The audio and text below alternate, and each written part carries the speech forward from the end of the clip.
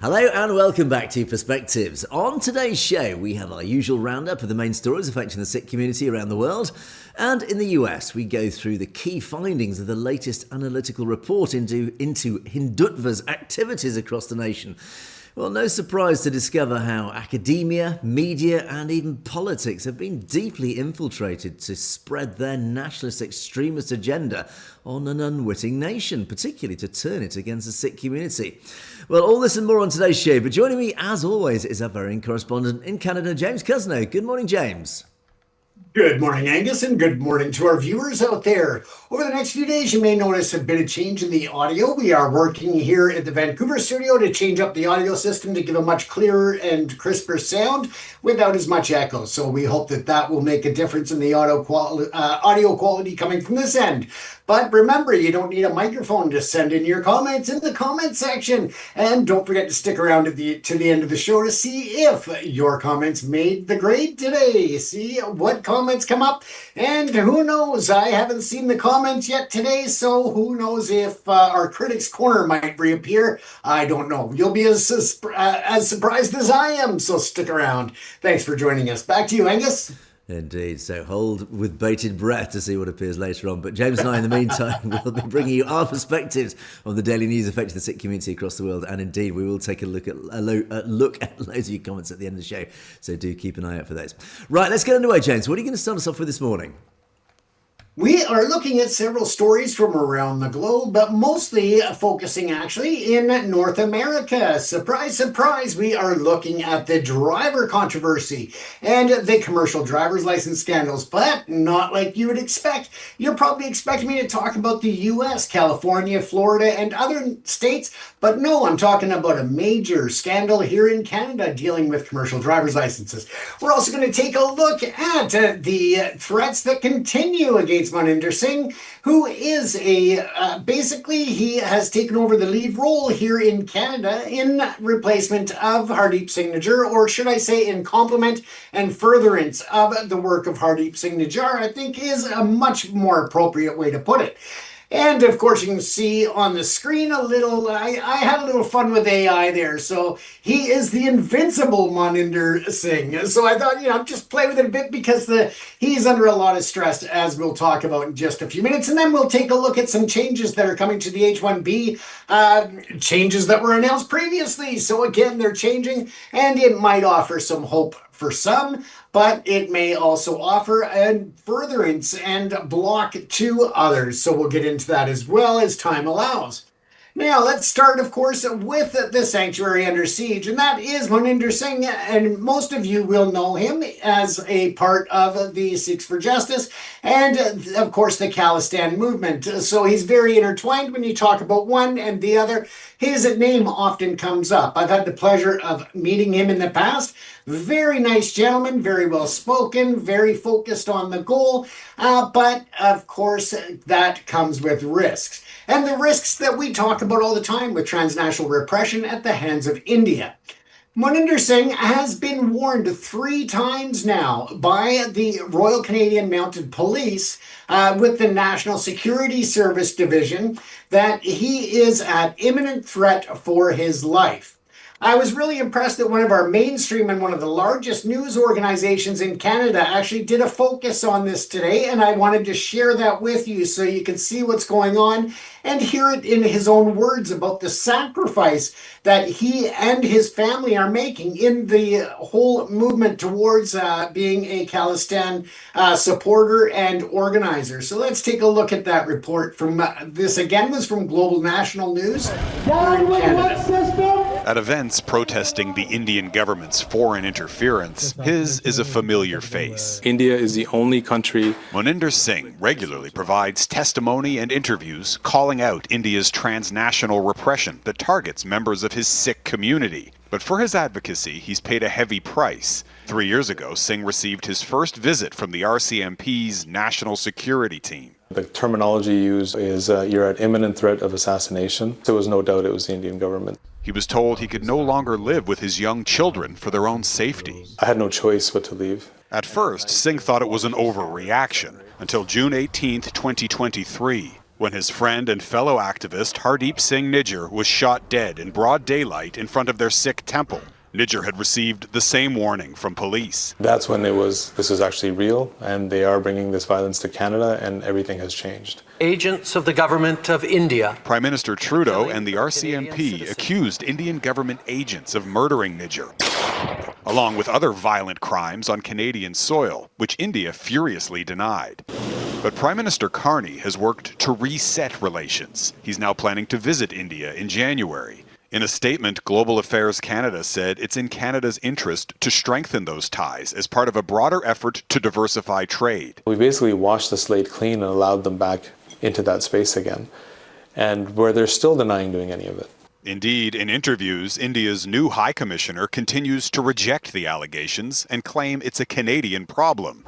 Singh, meanwhile, has continued his activism and continues to receive threats. For our interview, he hid his children's photographs and can no longer attend family events. Weddings, funerals, someone's born, all those things kind of just go away. So you don't put yourself in a situation or others in a situation, especially where they could be harmed because of you.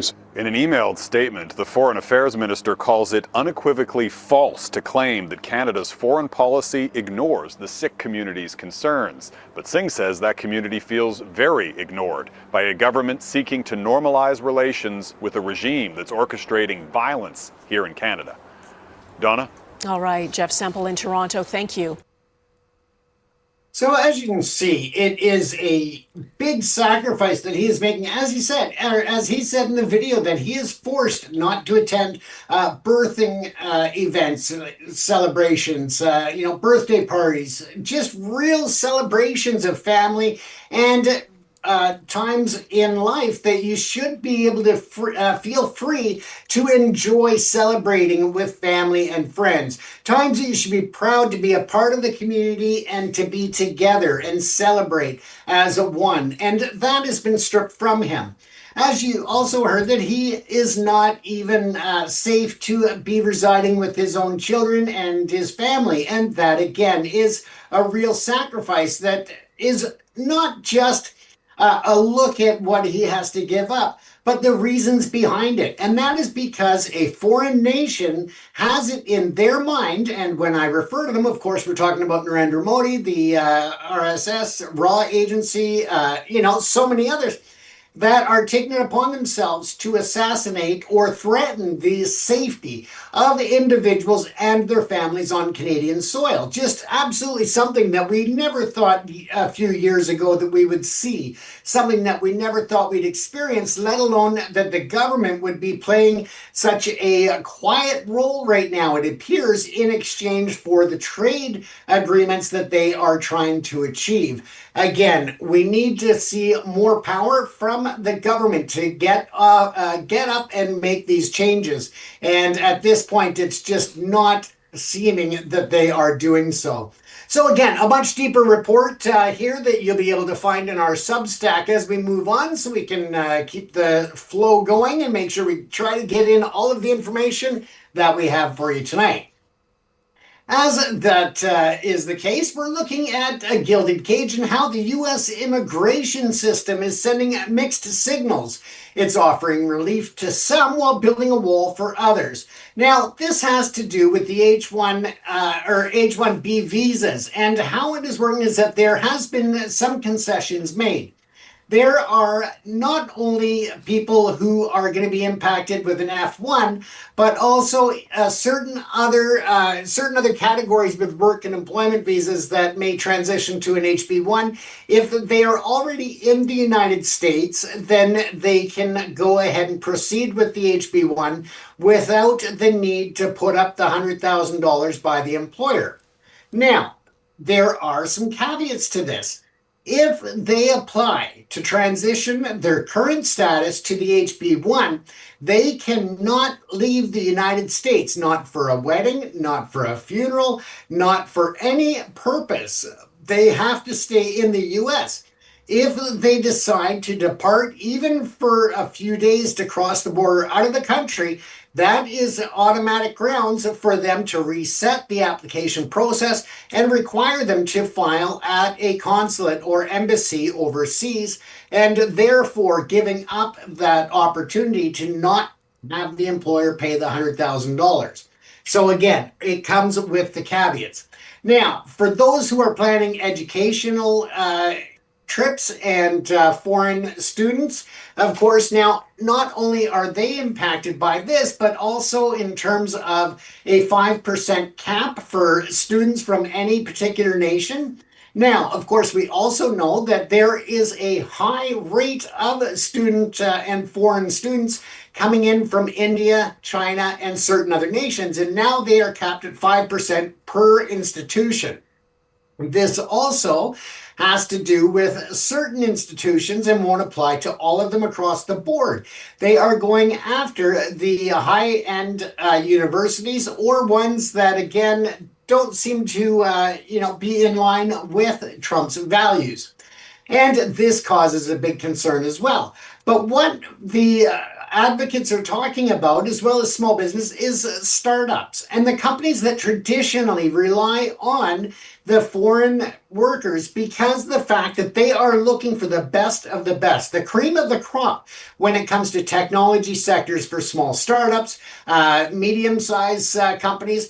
Now, what essentially happens now is that if they want to recruit somebody from India, from China, from Korea, or anywhere else, and they have to put up $100,000 for that H-1B visa, that could take 10%, 20% of a small company's budget of the annual at the annual rate.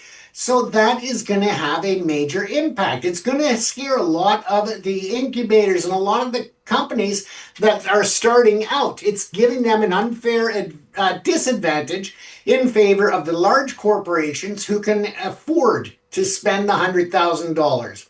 Now, this is, of course, again, a big change from the way the government first announced it, and they are making concessions, which also brings another concern. That is the variances and the unpredictability.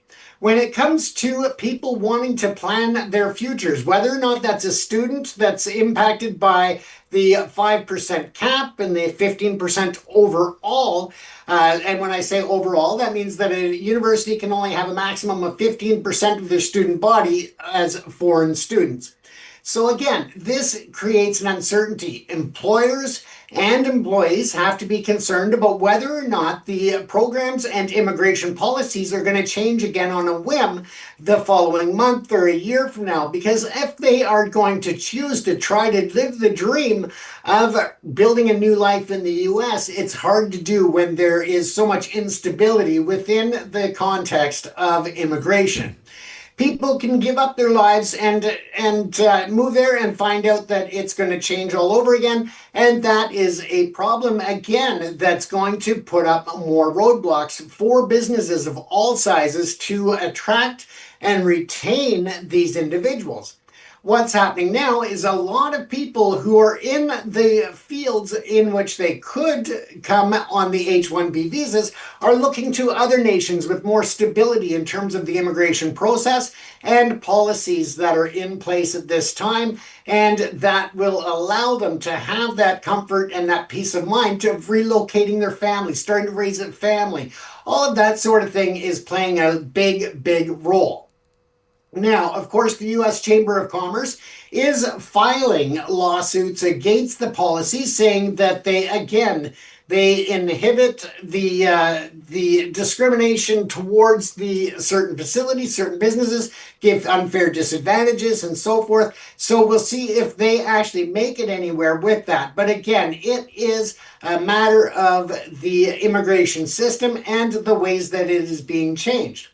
Is it going to be better and create a stronger system? Well, we'll have to watch and see what happens down the road. And it very well could be that it offers more stability within the U.S. structure to be able to increase the number of legal immigrants down the road. And I think that's something that we also have to keep in mind, is that Donald Trump and his administration are trying to gain a foothold on the immigration system that has been basically abused or people taken advantage of coming in and out of the system. And really, there's a problem with fraud and other things within the vetting process. This will slow the numbers down, allow a much better vetting process of anybody potentially coming into the system. We can look at the other side. Again, with that vetting system comes concerns, because they are going to be looking at whether or not the individuals have taken place in any type of political activism, how they feel about the U.S., how they feel about the current administration, how they, if they have any type of information on their social media, on any type of streaming service that states anything negative about Trump or his administration. So again, it's kind of stifling that freedom of speech. But at the same time, it is a way that they are trying to utilize all of these different tools to bring in and put some controls in place.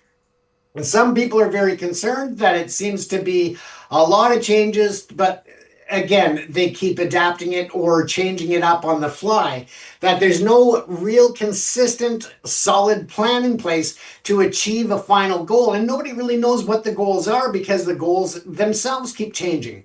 So we'll see how that works.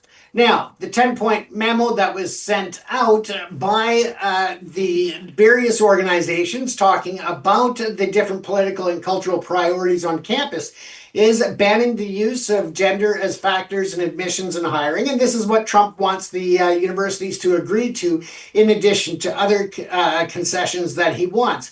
Basically looking at controlling how the universities admit students, how they base their decisions, and what they are offering in terms of their freedom of basically building their own curriculum. Now, they're also looking at a freeze of tuition for 5 years and require standardized tests like the SAT for all applicants. And again, this is what Trump and the administration is demanding of these universities.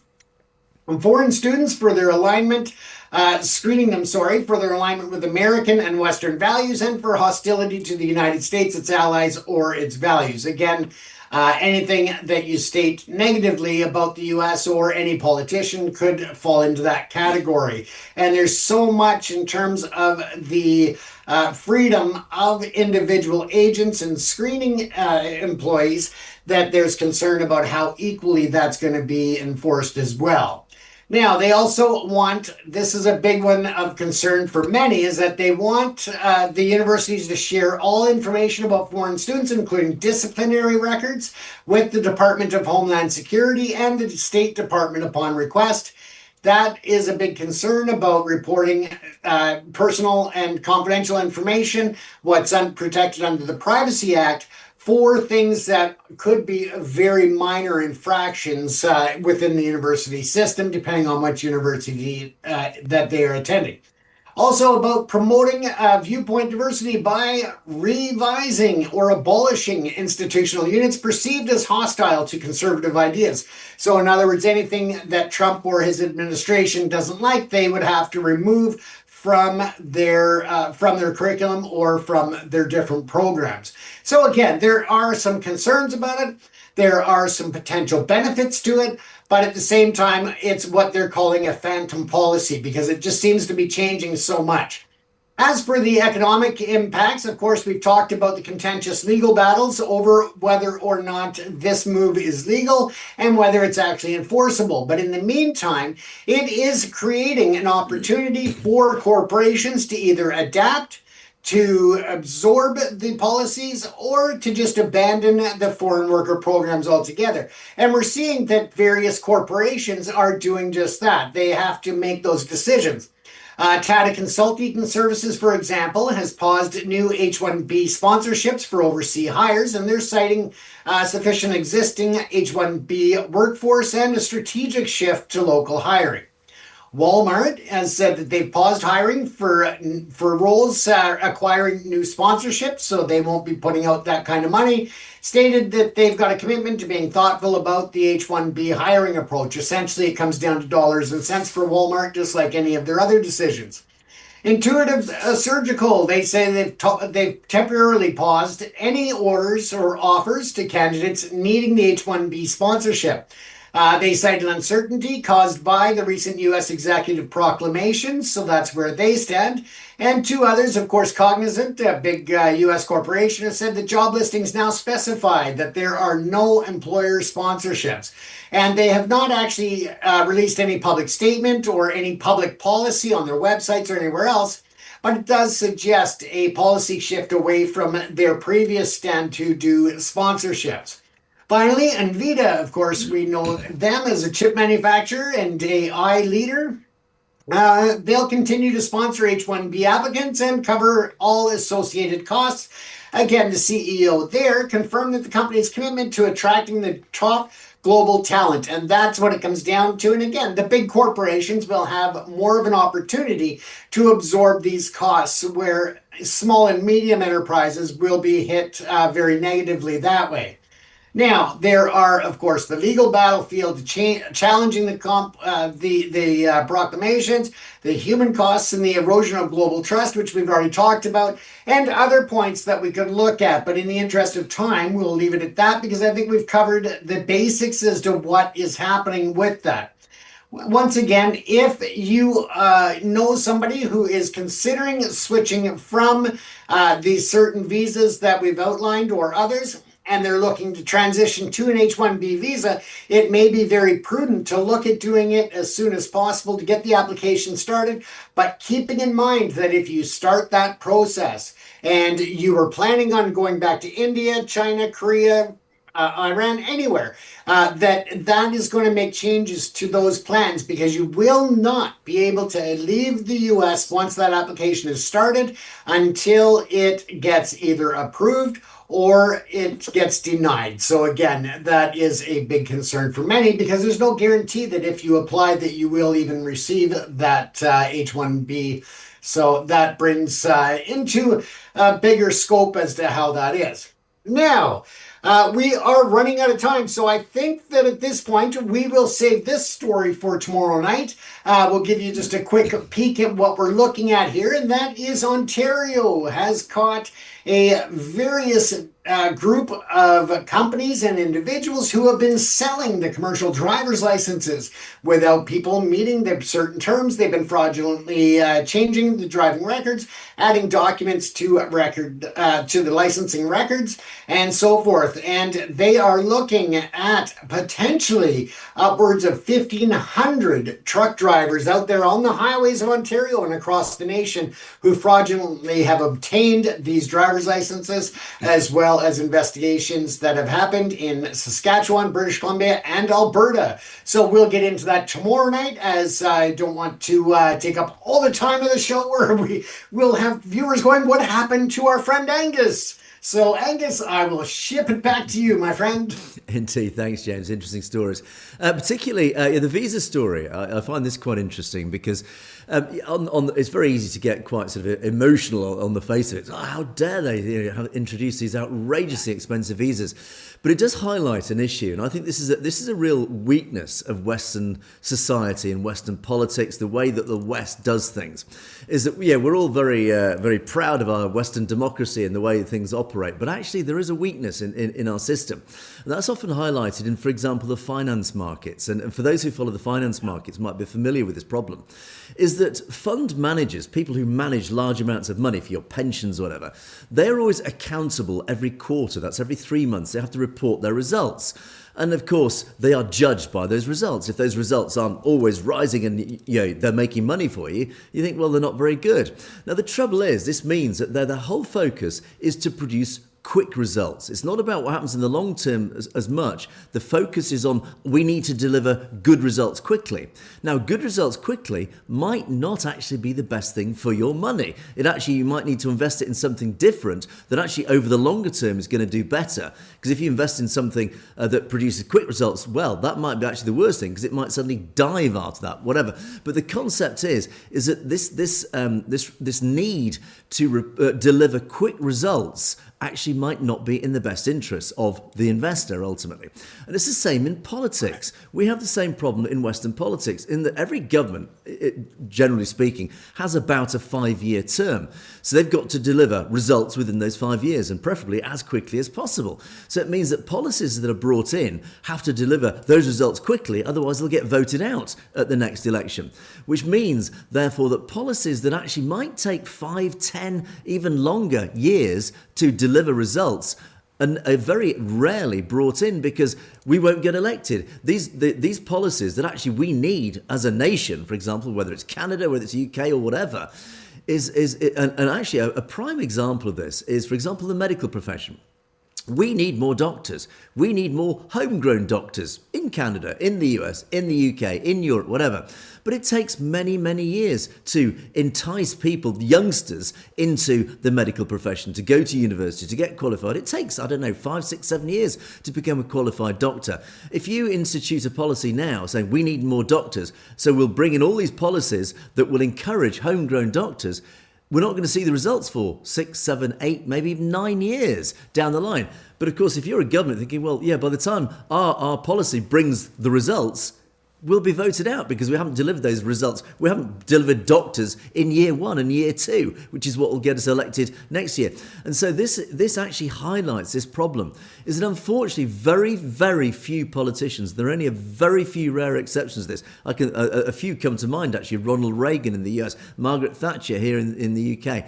They were politicians who actually dismissed, to their own detriment as politicians, short-term popularity. They gave up short-term popularity to bring in policy that actually brought benefits many, many years down the line. But they were the right policies for the country. They took this huge political risk, thinking, I know what's in the best interests of my country, but we're not going to see results for maybe 10 years or longer. But this is what the country needs. But it means that I'm going to become unpopular because I'm not delivering the results that are going to get me re-elected quickly. And that is the problem. And I think this visa thing is actually, a lot of Trump's policies are very similar to this. He knows what's needed, but he knows actually it is going to take many years to deliver the actual good results of many of these policies. And the visa, it's reflected the same here in the UK, for example, is that we're, immediately we must restrict immigration. We've got to restrict immigration. We've got to bring in these short-term benefits. But also, I referred back to the health service. The health service is, here in the UK, and I'm sure it's the same in North America and certainly in Europe, is the health service is full of immigrants. It is full of different ethnicities who have come to the country because we had this desperate short-term need for skilled people. So we've had to import them. We've opened our borders to pour in people. Now, with all due respect to these people are excellent. Many of them are very, very good at their job. I myself have personally benefited from so many of these wonderful people and their skills.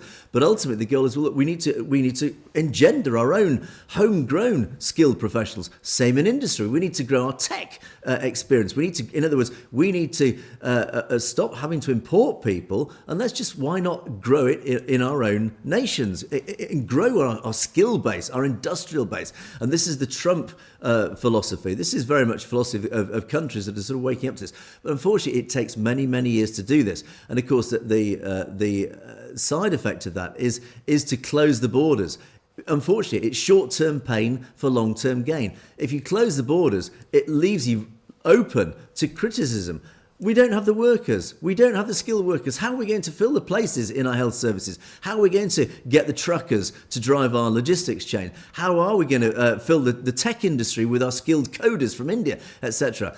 But the overall longer term gain is, yes, we will suffer in the short term. We will suffer inflation, for example. That's one of the big arguments about tariffs. Again, the tariffs is all about, it's the long term goal. And it does leave Trump open to, and I totally get this argument. It leaves America open to short-term pain. I mean, high inflation, shortage of workers, etc.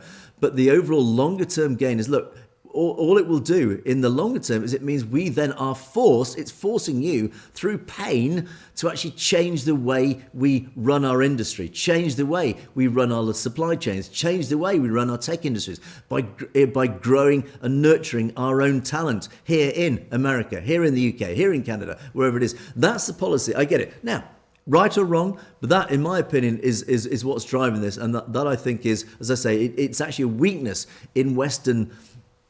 In our model of our Western society, is that we are too short-termism, and that is to our detriment. And I want to quickly jump back before I hand back, James, is the story about Maninder Singh. This is, I'm absolutely speechless in many ways, just seeing it set out in black and white by that news report, actually. It's the invincible Maninder Singh. The invincible Maninder Singh, and full power and force to this great man who literally is risking his life. And this story, when you just take a step back and look at this story, thinking, hang on a second, this is a guy living in a so-called democratic nation who is clearly under threat. There is no ambiguity. He is clearly under threat from a foreign nation. He is a citizen of Canada. He has been warned by the Canadian government, effectively, your life is in danger from a foreign nation. And yet Mark Carney is now seen shaking hands with a man who ultimately is responsible for that. I mean, again, you just have to shake your head and just say, what is going on? Why are we so hypocritical? And leaves us open as nations to our critics to say, yeah, you say one thing, but you do the other. You're more interested in dollars than human rights. You go invade countries for less. You go invade countries because they're not so supposedly democratic. And yet here you are. You've got one of your own citizens being literally under threat of his life, that you're acknowledging is under threat of his life, and yet you're shaking hands with a man ultimately who's holding the trigger of that gun because you want his dollars. It's utter sheer hypocrisy. And the other side to this whole story as well, the plus side, is compare and contrast. You've got Canadian news outlets holding their government to account. You won't see these sorts of news reports in India. Show me the Indian news report that is actually putting the spotlight on Narendra Modi and the BJP saying, why are you murdering foreign citizens on foreign soil? Where's your policy? And ultimately, you could really stretch their defence and say, as many have done in India, said, look, these people are terrorists. We therefore are justified, like America is extrajudicially killing terrorists. We are therefore, by the same token, allowed to extrajudicially murder terrorists, our own terrorists on foreign soil. But Maninder Singh, this guy, show me any terrorist activity. This guy is an activist, he's a political campaigner, but he's out there campaigning democratically, peacefully. He's not a terrorist. So how on earth can you justify it? That whole story encapsulates beautifully the whole situation, what's wrong with India and what's wrong with the West, James. Utter hypocrisy. Absolutely. And I was really happy to see Global News making that report and bringing it to the front like that, because it is so important that, as probably the number one news channel in the country, that when they speak to the masses in Canada. And it's about time that we start to see that spotlight coming back to where it belongs. And really, the hypocrisy of it, Angus, is very similar to, trying to have one nation penalize Russia, for example, at the United Nations, when Russia just has to use their veto power. Or holding the U.S. accountable for anything. The U.S. will use their veto power. It's like, what is a system if it's not allowed to work? Yeah, we often talk about Western hypocrisy, and sadly, it is writ large. When I see Mark Carney now planning to visit India, like Starmer has done recently, to visit India and shake hands with Narendra Modi after everything that they know. Again, it's appalling. And it's up to people like us with our own small voice just to call out this deep, utter hypocrisy, this total betrayal of citizens of our own nation. And so it's up to us to vote these fools out when we ever get the chance to do so. So anyway. Exactly. But hey, if he's not going to look out for Canadians, maybe we can get him to look out for Jaggi or something while he's over in India. Exactly. That is why the likes of Jagtar Singh Johal remain in prison in India, because our own leaders are just completely hypocritically ignoring these human rights abuses that are so utterly blatant. Anyway, James, let's move on. And of course, the other threat that we often talk about is this threat of Hindutva, this nationalist extremist body that represents the RSS, which ultimately represents the Indian government has been in power for so many years. this RSS agenda that has been controlling India and Indian politics for so many years, and is now sadly being exported across Western democracies. This network of its tentacles reaching out and spreading its evil and its poison of the caste system and its own extremist agenda. And there's been a report. I mentioned it yesterday, just as a bit of a precursor. But I'm going to go through the report, a summary of the report today. Now, the whole report is 68 pages long, so I won't bore you into submission on the actual full report. And even the summary itself is actually quite extensive, the executive summary. So what I have done is I've done the work for you, and I've boiled it down to the sort of the main salient points of this report. But basically, a lot of it is, a lot of it you could almost write before you even read it. A lot of it's predictable, but it does make very interesting reading. It just confirm and really cements into our minds once again just how dangerous this organisation is.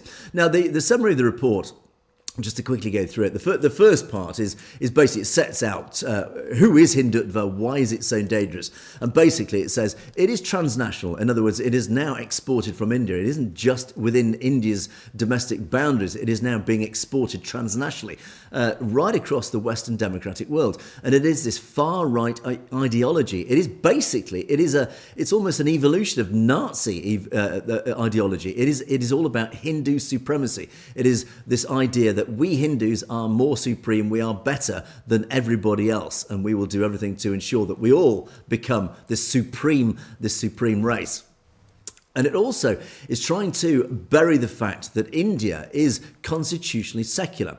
India is a secular nation. Constitutionally, there is no ambiguity there. Yet, Hindutva is now pushing this agenda that India is actually a Hindu nation. It is not secular, it is a Hindu nation. And this is the message it is intending and trying very hard to spread out.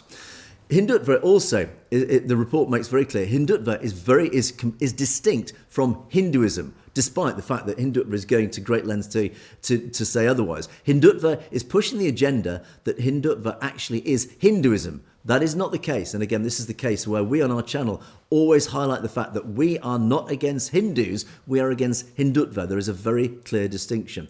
All Hindutva might be Hindus, but not all Hindus are Hindutva. So then it turns its attention on the United States, and it says the methodology that Hindutva is using is very clear and very apparent. It uses all sorts of methods to silence its opponents. It promotes harmful policies to protect its own people, Hindutva. In other words, it pushes these policies that ensures that anybody who tries to attack or hold Hindutva to account or even highlight the fact of the existence of Hindutva, it attacks them and silences them. It also controls the narrative using completely fake histories. It rewrites Indian history. It rewrites, as we've seen and reported on in the past, how it rewrites the history of the culture of, for example, Sikhs and Muslims and even Christians in India, to essentially rewrite the narrative so that actually it promotes this idea, this nonsense ideal of what Hindutva is, and the fact that Hindutva, it claims, represents India as a whole. And it also, unsurprisingly, actively encourages hate against Muslims, Sikhs, and the other minorities. So it actually encourages the other ethnicities and indeed the white majority, particularly in the US, to turn against Muslims, Sikhs, and other ethnic minorities.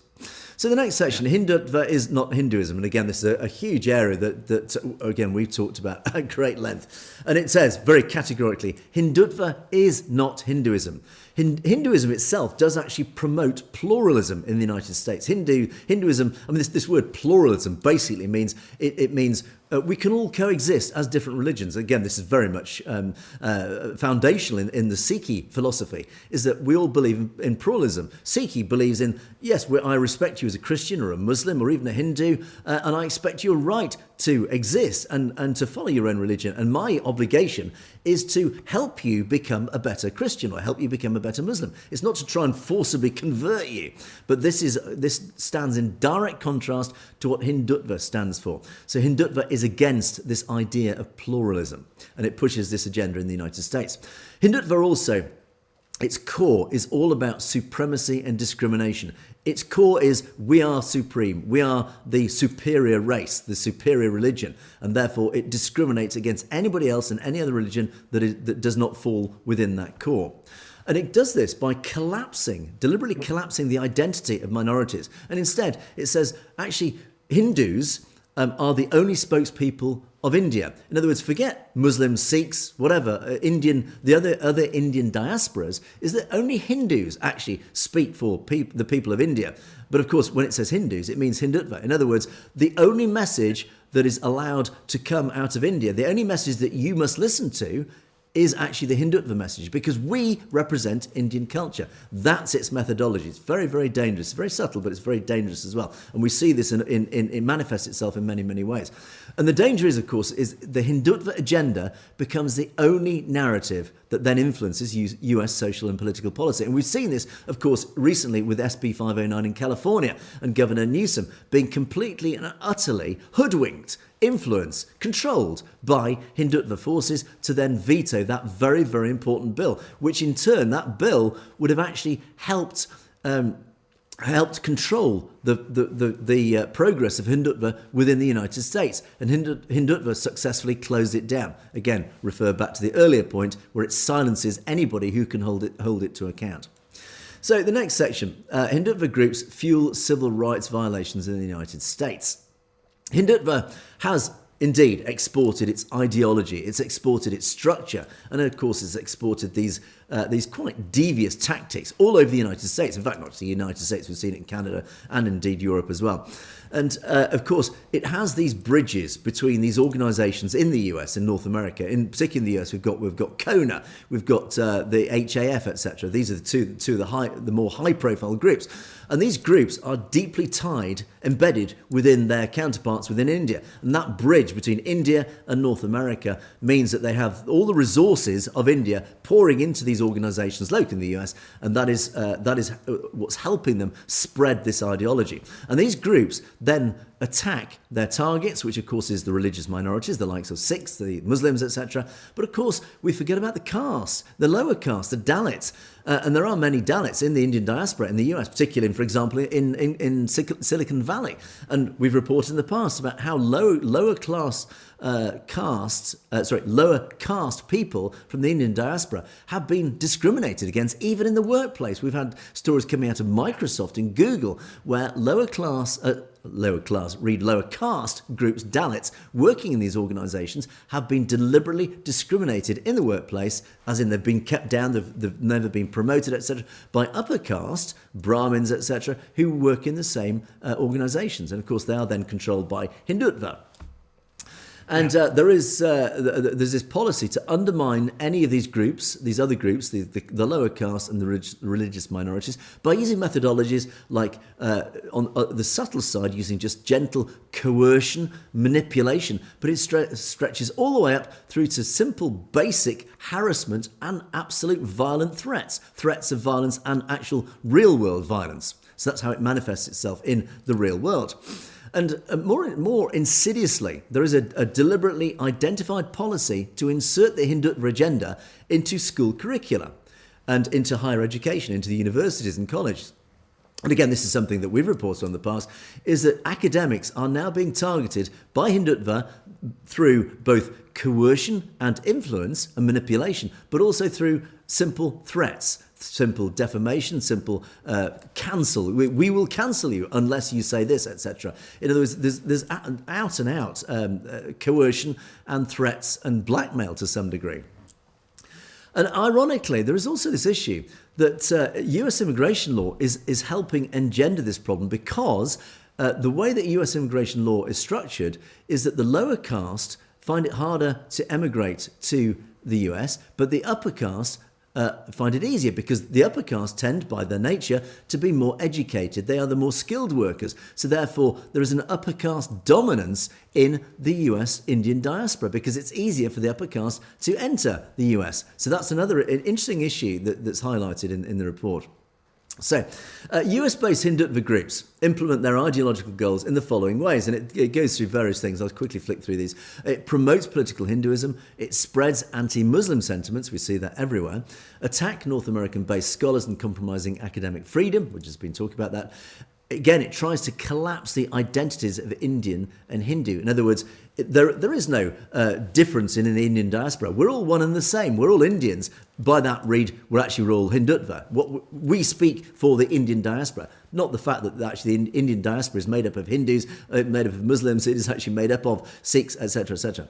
It opposes civil rights for the caste oppressed. In other words, we've seen this again through legislation in California particularly, and support Hindutva agenda items set by India-based groups, including the BJP, and of course HAF, Kona, etc., deflect criticism of themselves and other Hindutva groups. In other words, it does everything in its power. At any time any criticism, anybody stands up and puts their head above the parapet to actually call out this agenda, again, they find the guns of Hindutva are turned against them and they are silenced and they are cancelled by these powerful forces. And finally, secure the influence and access to American politicians. Again, read Governor Newsom as a prime example of that. And it does leverage anti-Muslim feeling that we've seen post 9/11. Again, that terrible tragic incident, the first victim of the backlash to 9/11 was actually a Sikh. But that was where somebody felt that, or believed that poor Sikh man was actually a Muslim. And so this anti-Muslim feeling that was really nurtured after the terrible events of 9/11 is that Hindutva are thinking, we can use this anger, and turn it into a hatred and really put that crowbar into that fracture and really leverage that hatred and turn white people and even other communities against Muslims. Because, of course, Hindutva represent this deep hatred of the Muslim community. And you only need to look at social media in India to get even just a flavour of how deeply hated the Muslim community is within India. That is essentially what Hindutva stands for. This whole message that all Muslims are bad. Now, we often report about Muslim extremism. There are extremists in the Muslim community. But ultimately, not all Muslims are bad. Do not paint all Muslims by their extremist elements. It's like saying don't paint all white people by the white right-wing extremists. In other words, all our communities have extremists. What Hindutva are doing are trying to paint all Muslims as extremists. And that, of course, is the wrong message. So Hindutva groups adopt far right-wing group tactics. Well, I referred in the opening to how Hindutva basically follows Nazi ideology. It does. It is following the same ideology. And where the white extremists, white Christian nationalists, for example, have adopted a policy that's called the Great Replacement Theory, where they argue that ethnic minorities are now taking over our Eurocentric culture. And that's the message that right-wing extremists are pushing.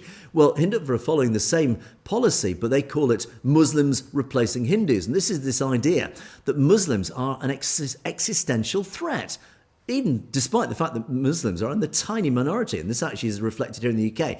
We have this same concept of the right-wing extremists who are saying Muslims are replacing white people. And it's what's called this majoritarian victimhood without evidence. In other words, the majority say, look, we're being taken over. We are the victims by this tiny minority. And any criticism of India is what's now labelled as anti-Hindu. And again, this is a similar thing that we see quite regularly. This victim mentality is saying, look, any criticism of India is actually anti-Hindu. You're criticising us as Hindus, and it's actually very reflective, as the report says. If you criticise Israel, you're immediately silenced by being accused of being anti-Semitic. God forbid you criticise Israel, because by doing that, you're immediately anti-Semitic. No, you're criticising Israel, the Israeli government. It's likewise, we criticise the Indian government, but we're now accused of being anti-India. No, we're not. We can accuse the Indian government, but it doesn't make us anti-Indian. And that's the same sort of thing going on here with the Hindutva agenda here. And it does actually reference in the report about the killing of Hardeep Singh Nijjar, is that fortunately one positive side out of the report is that the US and Canada are now taking more notice of Hindutva. They're waking up to the Hindutva threat, particularly after the transnational repression and the murder of Hardeep Singh Nijjar. And then it goes into a section about, and again, we're running out of time, so I can't go into too much detail about this.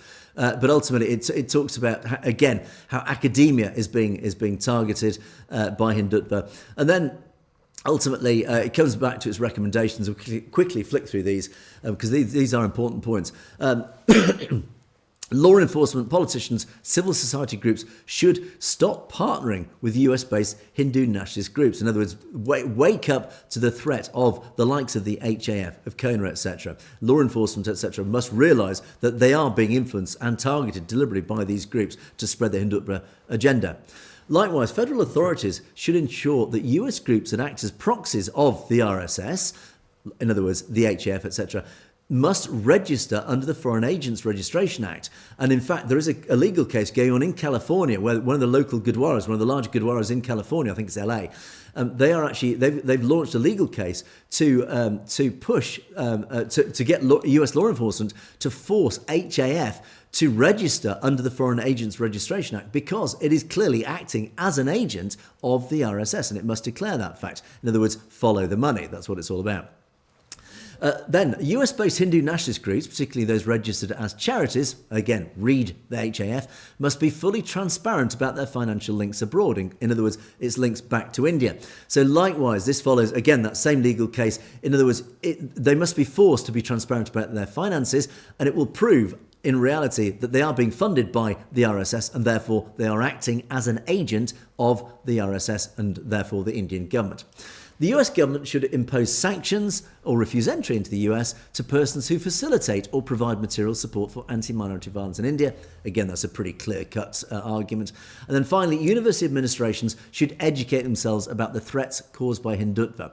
Again, pretty obvious, is that the universities themselves, they have an obligation to wake up to the fact that Hindutva is deliberately infiltrating your organisations. It is deliberately coercing, harassing, and even threatening your very own professors, academics, your educators to spread the Hindutva philosophy. Likewise, schools need to wake up to this because, of course, textbooks are now being influenced. The contents of textbooks are now changing to reflect the Hindutva agenda. Whenever school children in the US are educated about Indian culture, is that these textbooks are now being rewritten to spread this false, this fake history about the Hindutva culture, to minimise Sikh culture and actually push the Hindutva agenda. So there you go, James. That's it in a nutshell. Again, we had to rush through it because it's a hugely extensive report. But again, no massive surprises. But what is good is this report has set out in very clear black and white terms the threat of Hindutva, what it's doing, how it's going about it, the success it is achieving. And it is also a slap in the face of US administration, law enforcement, all the state agencies to wake up. Please wake up. This is a real and present threat to not just to our minorities within the US, but is also a genuine threat to the US democracy, because as has been evidenced recently, is that US policy and lawmaking is now being controlled by these Hindutva forces, James. Absolutely. And I mean, we can even see it, Angus, how it's getting its tentacles into everyday society. And that could be anywhere from, childcare centers that want to push an Hindutva ideology within the context of a daycare center starting kids young. It's also something that we've seen with the talking points when it came to the big clashes that went on last year between the various mandirs and the Gurdwaras, and a lot of the Hindutva talking points were making their way through the mouths of those who claimed to be just Hindus. But it was not just the general Hindu population, it was the Hindutva message being passed through to try and polarize the whole community and have the Hindus against the Sikhs and the rest of the community against the Sikhs. And, it's just a big political play, almost like a big chess game that India and the Hindutva, the RSS, RA is playing to really engage people to go against the basically anything that isn't Hindutva driven in terms of the ideology, Angus. Yes, and of course, one of the key messages in this report, and I don't think it highlights enough, is that the biggest community that needs to wake up to this fact is the Hindu community itself in North America. The Hindus in North America need to wake up to the fact these people are representing you. These people are speaking for you. Although they actually don't represent you as a community, they are speaking on your behalf. You need to wake up to the fact that these people are actually a threat to your existence. They're causing problems and division that is causing you, yourselves, your own community, the Hindu community, to become victims of problems, of potential violence, etc. In other words, it's this divisive agenda. So even the Hindu population in, well, not just North America, but the whole world need to wake up to the fact that this small minority, this extremist minority, are trying to hijack your community and speak on your behalf, spreading a message that is not Hinduism. It is not pluralism. It is not the good benefits of what Hinduism actually stands for as well. So again, the Hindu majority need to wake up to this very fact as well. So anyway, James, let's move on to our comments column. Of course, loads of wonderful comments, and time's running out. So again, we'll have to zip through these as always. We're always running out of time. It's always such a shame. We're going to start off with now. Critics Corner does not appear. Sadly, I'm going to give you a sad preview that there is no Critics Corner today. But this comment almost made it. But well done to Killer 3, because you brought it back from the brink. Even though you started off with a comment that was going to immediately flash up Critics Corner, he then goes and redeems himself by actually saying something that I totally agree with. He says, "So glad the Western nations have chosen trade and business over stupid Khalistan." Yeah, I mean, again, you're absolutely right. This is absolutely deeply hypocritical of the Western leaders, as we've talked about earlier, James. But as you say, Killer, the Western nations have chosen trade and business. But of course, where you nearly ended up in Critics Corner was stupid Khalistan. It's not a stupid concept. It's basically, well, whether it's stupid or not, it is the democratic mandate. It is a democratic prerogative of every person who supports the idea. It doesn't matter if you think it's stupid. If that's what people want, they have a right to demand it, and therefore they have a right to have it delivered if they are the majority. Anyway, you continue to say, "We Punjabis hate these fake asylum seekers who cause issues for us, and these dirty white guys just milking dumb Sikhs have no shame." Well, actually, yeah, you're right. And so clearly you are a Punjabi. You hate fake asylum seekers, and this is the point that we've raised before, James, is that it is those who are exploiting the system that are ruining it for genuine immigrants. And this guy clearly is a genuine Punjabi immigrant, a legal immigrant, whose life is being made harder because by these fools who are exploiting the system. And that's really where we're all losing out, because these people who are exploiting the system and making life harder for everybody else, including Killer.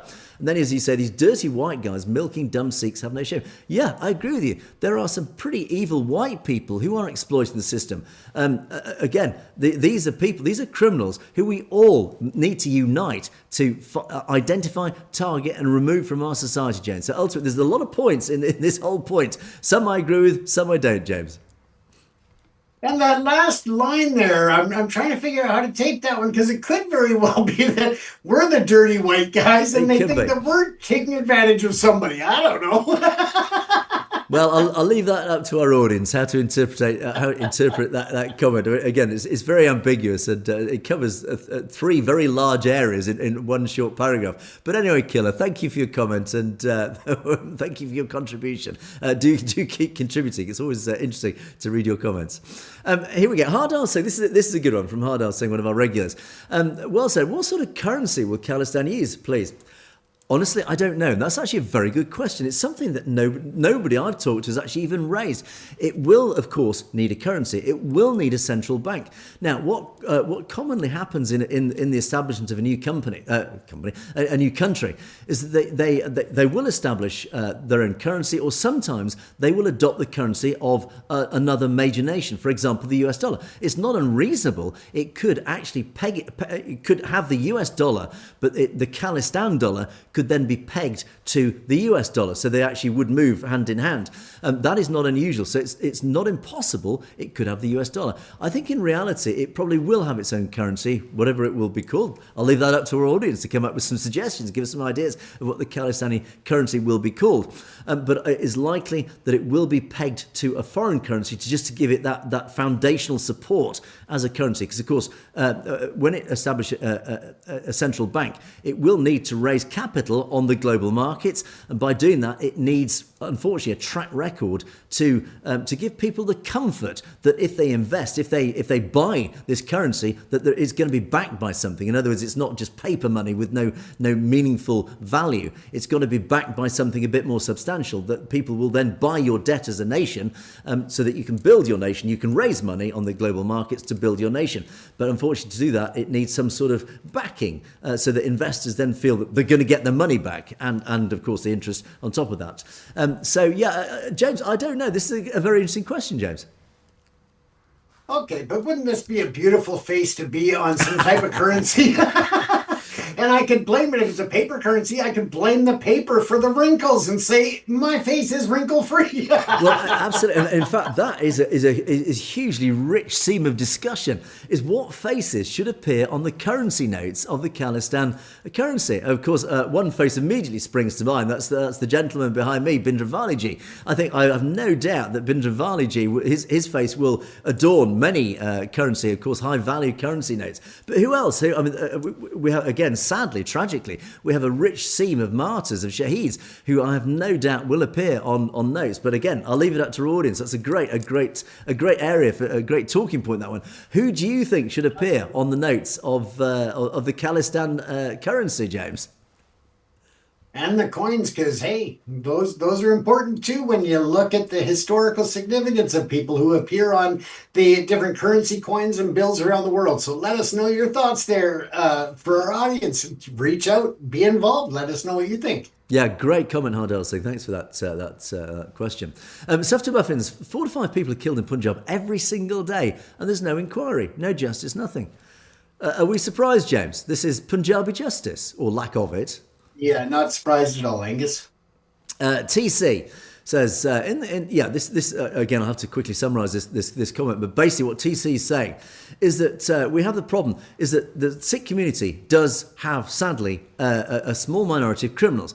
But what he's saying is that these criminals are often sucked into becoming criminals by, ironically, evil forces outside the Sikh community. Quite often it is the Hindutva forces that is using the vulnerable, the people within the Sikh community who are, they might be deeply in deep poverty or whatever, or they might not just frankly be intelligent enough to realise what they're doing.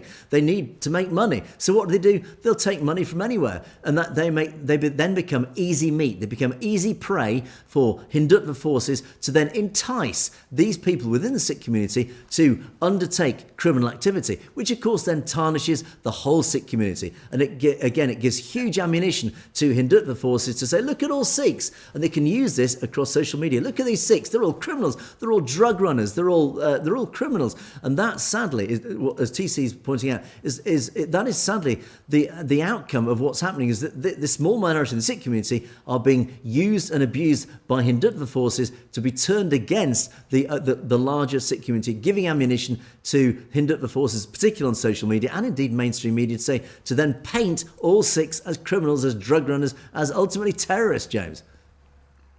Absolutely, and that's something that we saw happen in inner city areas of the United States back in the 80s and 90s with the crack pandemic, and how it is public knowledge that the CIA brought that in to fund other international missions. But at the end of the day, they really went after the inner city areas and caused such a criminal, scourge there. And then it really turned a real race war with the crack pandemic, and then the drugs and the guns. I mean, it just all hell broke loose in those communities as a result of that. But again, it shows how government can also be a big hand in the manipulation of converting people into a system of necessity to become criminals, or at least participate in the criminal element. Yeah, sadly, it's just gifting ammunition. It's gifting propaganda to the Hindutva forces. TC also says Trudeau was in fact a real hero, stood up in Parliament and called out India exactly for what they've been up to. And as you say, hats off to Mr. Trudeau, as indeed I often say. And this was actually after my podcast I did with Layla, where we talked about such things. But Nirmal Singh says, this made me chuckle, Trudeau can join the Sikh Parliament and become President or Prime Minister of Khalistan. Well, I mean, it's a nice thought, James, but actually ultimately I dare say there'll probably be several better qualified and more highly appropriate Singhs or Kaurs, indeed, ladies who in fact, there's a great concept. Maybe the first Prime Minister or President of Khalistan could in fact be a lady. Why not? Absolutely, and it looks to the rest of the world, because generally you'd have to be a citizen born of the nation to become president or prime minister and such. So how will that balance out? And, will they recognize anybody born in Punjab, in India, or in Pakistan? And depending, it's going to be interesting to see all these nuances, Angus. Yeah, and again, the more I think about the whole idea, what a message that would send out. The first Prime Minister of Khalistan is a lady. I mean, the message that sends out, particularly to India, but certainly to the world, this is who we are and what we represent. It would be extraordinarily powerful to do that. I mean, what a thing that would be. Anyway, Jack Gibrew, yeah, this is, again, we're going to rush through this because we're running out of time, but basically this comment, to sum it up, is that, yeah, India, and again, this came up in the podcast, India spreads out this image of we are this land of spiritual gurus, we are the land of spirituality, we're the land of peace and Mahatma Gandhi, etc. When, sadly, you peel back the layers, you look underneath the layers of what India really is, and you start to see a very dark, dirty underbelly, James. Absolutely. The Brahmins and, Gandhi, and, there's so much controversy and hidden facts in history, too, that the rest of the world may not be aware of. And I don't know if this is actually true, but Jack Gibrew says at the end, in fact, the Brahmins are worse than the British. They've robbed India of even more money and assets than the British do. I don't know if that's strictly true, but actually, to be honest, you could well be right. The final set then, silent closer. The dynamic duo of wisdom and grace performing live for the Dreamers Club. I mean, thank you for that lovely comment. But of course, Stay Safe jumps in slightly cynically saying, come on AI for jokes. I don't know, James. I'll take a compliment in any way it comes. Thank you very much.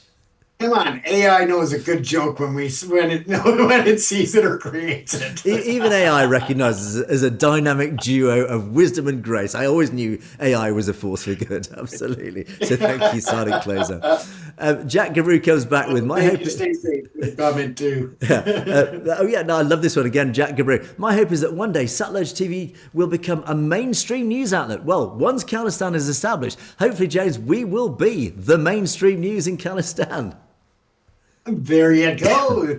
Stranger things have happened, Angus. I mean, I'm here now, aren't I? And of course, the weather will be an awful lot better in Khalistan, so I'll be sitting here in my shorts and t-shirt, enjoying a bit of Punjabi and Khalistan sunshine. So I look forward to that very day. There you go. And the final sign-off goes to Jaskarat Singh and Sats 4715, who say Waraguruji Kakala, Chadi Kala, yes, of course, and then Khalistan Zindabad. Thank you, both of you. Well, thank you to all of our commenters. Thank you. We couldn't do this show without you. As always, we do appreciate your comments, but there, unfortunately, we must bring things to a close for another day.